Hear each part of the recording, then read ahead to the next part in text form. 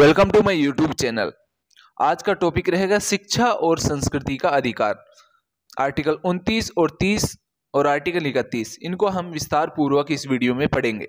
यदि आप हमारे चैनल पर नए हो तो चैनल को सब्सक्राइब कर लें और बेल आइकन जरूर दबाएं, क्योंकि नोटिफिकेशन के जरिए हमारी वीडियो मिलेंगी आपको सबसे पहले। आर्टिकल 29, आर्टिकल 30 और आर्टिकल 31 इनका हम विस्तार पूर्वक वर्णन इस वीडियो में करेंगे। शुरू करते हैं आज का सेशन। आर्टिकल 29।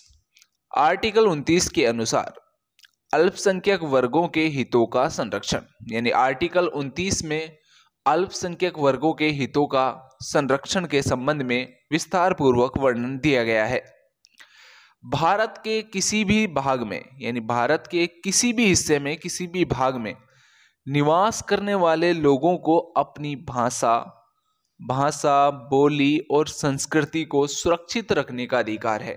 यानी आर्टिकल 29 में यह अधिकार दिया गया है भारत के किसी भी भाग में निवास करने वाले लोगों को कि वो अपनी भाषा, बोली और संस्कृति को सुरक्षित रख सके। इसके लिए अधिकार 29 में प्रदान किया गया है।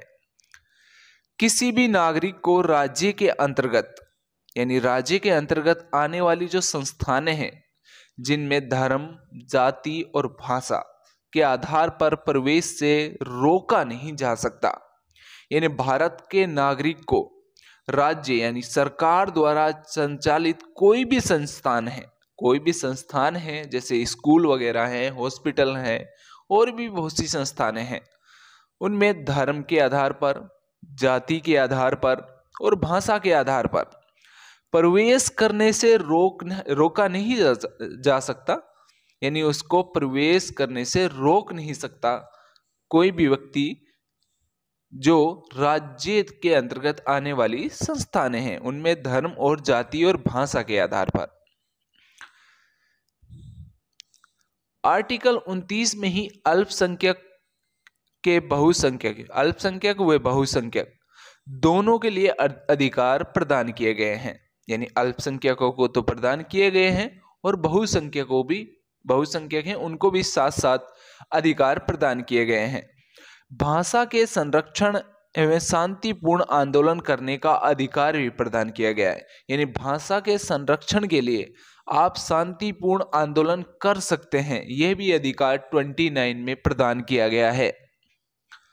आर्टिकल 30, बात करते हैं आर्टिकल 30 के बारे में। अल्पसंख्यक वर्गों को शिक्षा की जो संस्थानें हैं उनकी स्थापना और प्रशासन करने का अधिकार दिया गया है। आर्टिकल 30 में अल्पसंख्यक वर्गों को शिक्षा संस्थानों की स्थापना कर सकते हैं और प्रशासन कर सकते हैं। यह अधिकार आर्टिकल 30 में अल्पसंख्यक वर्गों को प्रदान किया गया है। बात करते हैं अल्पसंख्यक। अल्पसंख्यक शब्द का संविधान में कहीं पर भी उल्लेख नहीं है। यानी अल्पसंख्यक जो शब्द है उसका संविधान में उल्लेख नहीं है। नॉर्मली हम बात करते हैं कि अल्पसंख्यक वो समुदाय होते हैं जो किसी देश में जिनकी संख्या कम होती है। जैसे भारत में बात करें अल्पसंख्यक में जैन, पारसी, बौद्ध और मुस्लिम मुख्यतः ये अल्पसंख्यक वर्गों में आते हैं, क्योंकि भारत में हिंदू बहुल देश है, क्योंकि हिंदू धर्म को मानने वालों की संख्या सर्वाधिक है, इसलिए हिंदू धर्म को बहुसंख्यक में रखा है, जबकि जैन, पारसी, बौद्ध और मुस्लिम इनको अल्पसंख्यक में। जबकि अल्पसंख्यक शब्द का उल्लेख संविधान में कहीं नहीं किया गया है।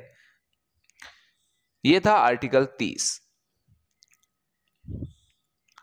अल्पसंख्यकों को अपनी रुचि अनुसार, यानी आर्टिकल 30 के अनुसार अल्पसंख्यक अपनी रुचि के अनुसार शिक्षण संस्थानों की स्थापना कर सकते हैं और उनका प्रशासन भी कर सकते हैं। यानी प्रशासन कर सकते हैं, उनको संचालित कर सकते हैं स्थापना कर। यह आर्टिकल 30 में प्रदान किया गया अधिकार है। राज्य द्वारा पोषित, यानी राज्य द्वारा पोषित संस्थानों में किसी भी प्रकार का भेद नहीं होगा। यानी जिनमें राज्य सरकार द्वारा संचालित संस्थानें हैं, जिनमें राज्य सरकार का पैसा लगता है, उनमें किसी प्रकार का हम भेद नहीं किया करेंगे, यानी नहीं किया जाएगा भाषा, धर्म और जाति के आधार पर। यह था आर्टिकल 30। अब बात करते हैं आर्टिकल 31 की। आर्टिकल 31 वर्तमान में निष्क्रिय ही है, क्योंकि संपत्ति का जो अधिकार था आर्टिकल 31 के तहत वो वर्तमान में एक कानूनी अधिकार बन चुका है। यानी 44वां संविधान संशोधन 1978 के तहत संपत्ति के अधिकार को मूल अधिकारों से हटाकर, यानी जो मूल अधिकार है, मौलिक अधिकार हैं, उनसे हटाकर कानूनी अधिकारों में जोड़ दिया गया है। यानी मूल अधिकारों से इनको हटा दिया गया है संपत्ति के अधिकार को। 44वां संविधान संशोधन हुआ 1978 में, जिसके तहत मूल अधिकारों से हटाया गया था संपत्ति के अधिकार को और कानूनी अधिकारों में जोड़ दिया गया। वर्तमान में आर्टिकल 300 के में जोड़ा गया है, जो भाग 12 के अंतर्गत आता है। यानी भाग 12 में आर्टिकल 300 के में आर्टिकल 31 में जो संपत्ति का अधिकार था मूल अधिकारों के अंतर्गत, उसको हटाकर कानूनी अधिकार बना दिया गया है। वर्तमान में यह एक संवैधानिक अधिकार है। जी हाँ दोस्तों, कैसा लगा आपको ये सेशन हमें कमेंट करके जरूर बताएं। वीडियो आपको पसंद आई हो तो वीडियो को लाइक और शेयर जरूर करें। यदि आप हमारे चैनल पर नए हैं तो चैनल को सब्सक्राइब करें, क्योंकि ये सब्सक्रिप्शन बिल्कुल फ्री है।